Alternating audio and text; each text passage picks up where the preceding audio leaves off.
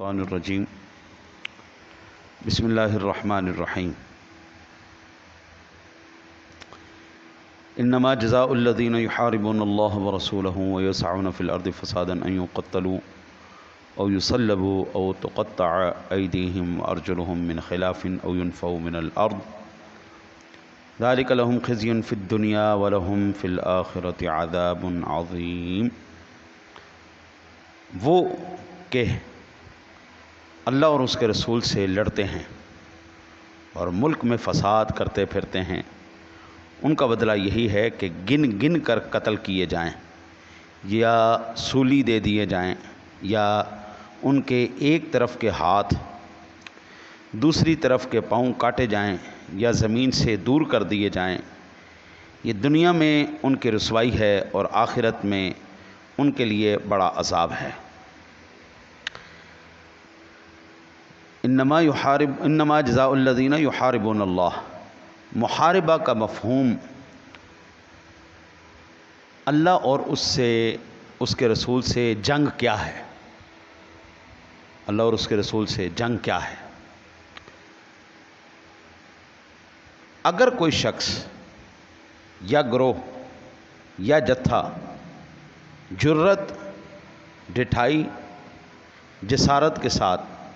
بے باکی کے ساتھ اللہ کے قائم کردہ نظام کو درہم بھرم کرنے کی کوشش کرے، جو اللہ اور اس کے رسول نے قائم فرمایا ہے، یہ اللہ سے جنگ کرنا ہے۔ ایک بات۔ دوسری، اور اللہ اور اس کے رسول صلی اللہ علیہ وسلم کے قانون کے ساتھ جنگ کرنا، درہم برہم کرنا، اس کے اولیاء سے عداوت کرنا، جیسا کہ احادیث مبارکہ سے ثابت ہے۔ قطع الطریق یعنی راہزنوں کی ڈکیتی کرنا، یہ تمام کے تمام یحاربون اللہ میں شامل ہے۔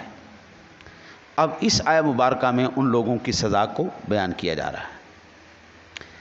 یاد رکھیے کہ جہاد کے، جنگ کے مسائل الگ بیان کیے جائیں، وہ جو اسلامی حکومت کے بیرونی دشمن ہیں وہ ان کا حکم الگ بیان کیا جائے گا۔ یہ جو اندرونی معاملات کو درہم برہم کرتے ہیں، یہ ان کا ذکر یہاں پر کیا جا رہا ہے، ان کی تعزیرات کا بیان ہو رہا ہے۔ جو اسلامی حکومت کی رعایا ہوتے ہوئے عام اس سے کہ وہ مسلم ہیں یا غیر مسلم، قانون اور نظم کو چیلنج کریں، قانون کی خلاف ورزی کریں، ان لوگوں کی سزا کا یہاں پر بیان کیا جا رہا ہے۔ اب یہاں پر میں آگے تفسیر کرنے سے پہلے اس کا شان نزول میں آپ کے سامنے عرض کر دوں۔ سن 6 ہجری کے اندر ارینا کے چند لوگ مدینہ طیبہ آ کر بس گئے، اسلام لائے، لیکن وہ ان کو وہاں کا آب و ہوا راس نہیں آئی، بیمار ہو گئے، زرد رنگ ہو گئے، ان کے پیٹ بڑھ گئے۔ حضور سرور دو عالم صلی اللہ علیہ وسلم نے ان کو حکم دیا کہ اونٹ کا دودھ اور پیشاب ملا کر پئیں۔ ان لوگوں نے جب اونٹ کا دودھ اور پیشاب ملا کر پیا، وہ تندرست ہو گئے۔ جیسے ہی صحت مند ہوئے، انہوں نے جناب کیا کیا، وہ جس جگہ پر حضور سرور دو عالم صلی اللہ علیہ وسلم نے ان کو ٹھہرایا تھا، انہوں نے اس چرواہے کو قتل کر دیا، اس کے اونٹ لے کے وہاں سے اپنے علاقے واپس چلے گئے۔ کریم آقا جی علیہ الصلوۃ والسلام کی ذات گرامی نے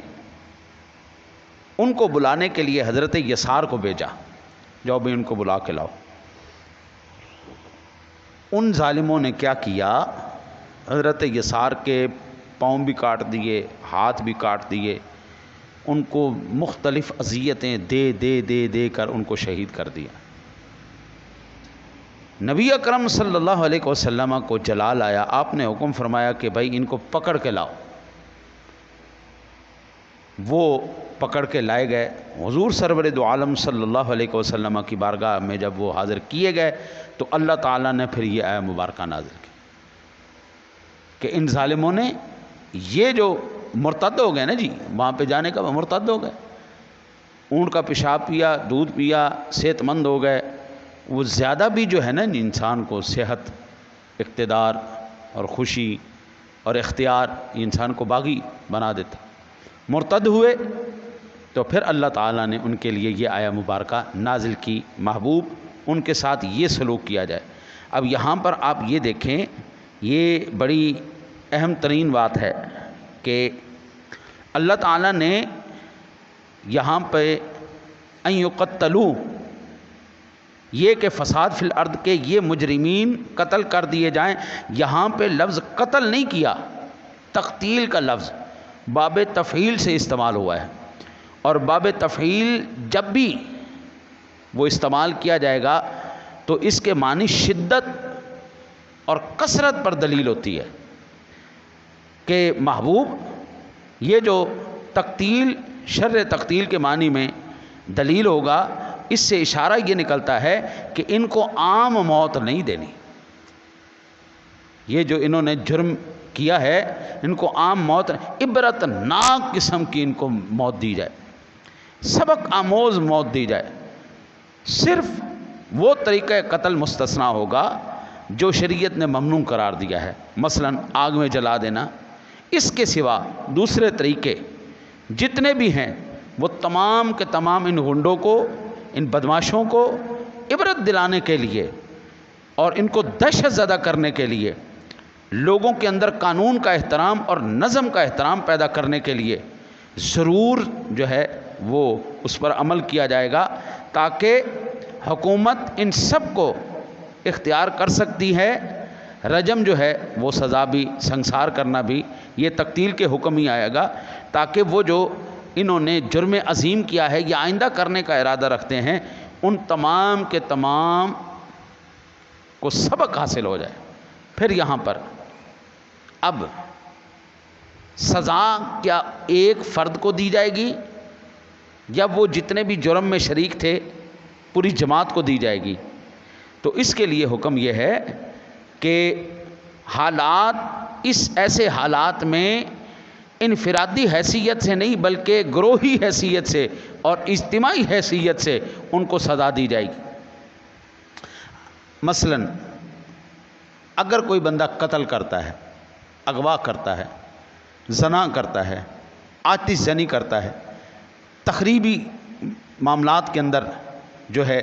وہ اس کے اندر شامل ہوگا، تو وہ جتنے بھی اس جرم کے اندر شریک ہوں گے وہ تمام کے تمام قرار واقعہ سزا کے مستحق ہوں گے۔ مثلا ایک مثال، ایک بندے نے قتل کیا، جس نے اس کو آلہ قتل دیا وہ بھی اس میں برابر کا شریک ہے، جس بندے نے اس کو اس میں تحریک دی، چل بھئی شاباش اللہ شاباش مار دے اس کو، وہ جو اس کے پلان میں شامل تھا اس نے اس کو ابھارا، وہ بھی اس کے اندر شامل ہوگا، جس نے اس کے وہ حالات پیدا کیے، مقتول کو لے کے آیا، وہ بھی اس کے اندر جرم میں شریک ہوگا۔ وہ تمام کے تمام جتنے لوگوں نے ان معاملات کے اندر وہ جرم کا ارتکاب کیا ہوگا، اس کا اعلی کار بنے ہوں گے، وہ تمام کے تمام سزا کے مستحق ہوں گے۔ اب یہاں پر ہمیں حدیث پاک سے جو اس کا ثبوت ملتا ہے،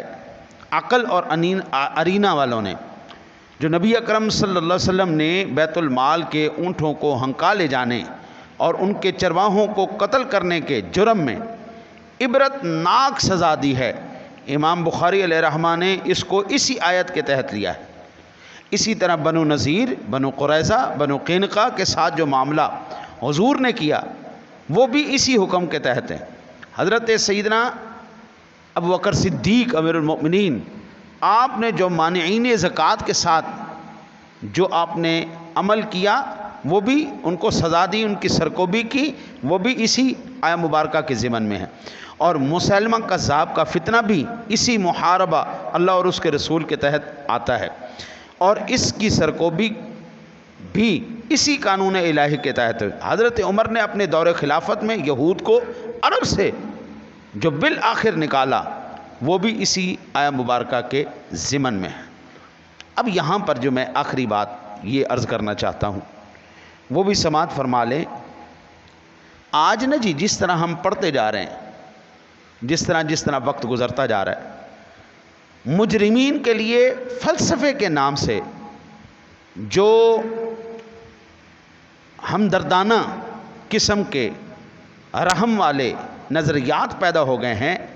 یہ اسی کی نحوست ہے کہ پورا معاشرہ اس وقت جو ہے وہ جہنم بنتا جا رہا ہے۔ آپ مجھے صرف یہ بتائیے، کوئی ایک محکمہ بتا دیجئے کہ جو سر سے لے کے پیروں تک پورے ملک پاکستان کے لیے امن اور ایک مثالی حیثیت رکھتا ہے۔ کوئی ایک محکمہ بتائیں، آپ ایک محکمہ بتا دیں، آپ اس پاکستان کے محکموں میں کوئی ایک محکمہ بتائیں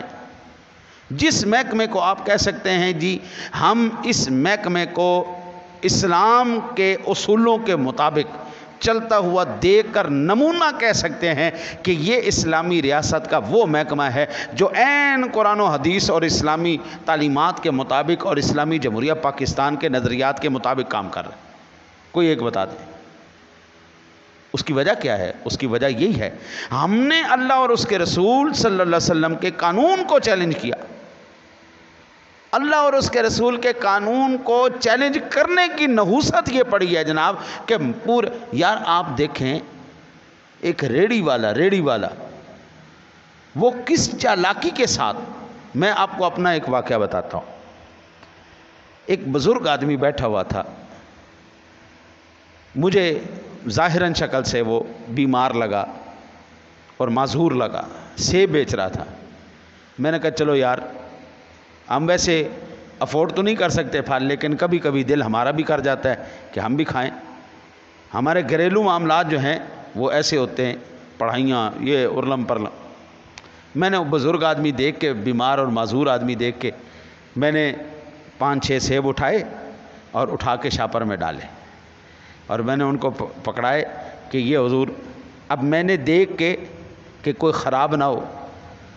وہ سارے دیکھ کے ان سے تلوائے، جیب سے پیسے نکال کے دینے کی کیفیت میں نا جی بس اسی دورانیے کے اندر میں نے جیب سے پیسے نکالنے، اس بندے نے وہ شاپر بدل دیا۔ میں گھر جب آ کے میں نے کھولا، ایک بھی سیب ایسا نہیں تھا جو صحیح ہو۔ میں نے اپنے ہاتھوں سے ڈالے، دیکھ کے ڈالے اور ان کو دیے۔ بس تولنے کے دوران اس بندے نے کیا چالاکی کی ہے، میں خود حیران ہوں۔ پھر میں نے کہا یار معذور آدمی بھی ہے، بزرگ آدمی بھی ہے، اب اس سے جا کے لڑنا کیا ہے۔ اب اگر اسلامی ریاست اور اسلامی قانون ہوتا، اس بندے کی جرت نہ ہوتی ایسی حرکت کرنے کی۔ تمام کے تمام محکموں کے ریڑھی والے کو دیکھے، دکان والے کو دیکھے، اللہ ماشاءاللہ کوئی ایسا نیک سیرت آپ کو مل جائے جو 100% کام اور کاروبار۔ یہ کیا وجہ ہے؟ یہ صرف اور صرف یحاربون اللہ اور اس کے رسول کے ساتھ ہم جنگ کر رہے ہیں۔ جس دن قبلہ آج ہم نا سیاست دانوں کو برا کہتے ہیں، فلانا برا ہے تو فلانا برا ہے تو فلانا برا ہے۔ ہم کتنے سچے ہیں؟ پاکستان کے اندر تقریباً اس وقت 22 کروڑ کے قریب عوام ہو گئی، بلکہ اس سے بھی زیادہ ہو گئی ہونی۔ 22 کروڑ بندہ اگر ایماندار ہو جائے تو کیا 500 سیاستدانوں کی جرت ہے وہ آپ کے اوپر حکومت کر سکیں؟ وہ خود بخود ٹھیک ہو جائیں گے۔ جس دن ہم نے اپنی اصلاح کر لی، جس دن یہ جو اللہ کا قانون ہے یہ ہم نے نافذ کر دیا، مولویوں کو اقتدار میں اس لیے نہیں آنے دیتے کیونکہ ان کو پتہ ہے کہ او یسلبوا او تقطع ایدیہم وارجلہم من خلاف او ینفوا من الارض، یہ فساد فی الارض کی وجہ سے ان کو قتل کیا جائے گا، ان کے ہاتھ کاٹ دیے جائیں گے، ان کو سولیاں چڑھا دیا جائے گا، ان کو سنسار کر دیا جائے گا۔ ان کو پتہ ہے بھائی ہم نے ساروں نے پھائے لگ جانا ہے، اس لیے بھائی نہ وہ نام لیتے نہ یہ۔ وہ الگ بات ہے کہ ہم چھوٹے بے ایمان ہیں، وہ بڑے بے ایمان ہیں، چھوٹے چور ہے وہ بڑے چور ہے، ہم 10-20 روپے کی چوری کرتے ہیں، وہ اربوں خربوں کی چوری کرتے ہیں، ہم 2-4 چیزیں ادھر آگے پیچھے کر لیتے ہیں، وہ پورے محکموں کے محکمے اڑا کے رکھ دیتے ہیں۔ جس دن 22 کروڑ عوام میں تہیہ کر لیا نا، ہم اللہ اور اس کے رسول کے مخلص ہو جائیں گے، خدا کی قسم اس ملک پاکستان کی تقدیر ہی بدل جائے گی۔ دعا کرتے ہیں اللہ تعالیٰ آپ کو مجھے حضور سرور دو عالم صلی اللہ علیہ وسلم کے صدقے قرآن پر عمل کی توفیق نصیب فرمائے۔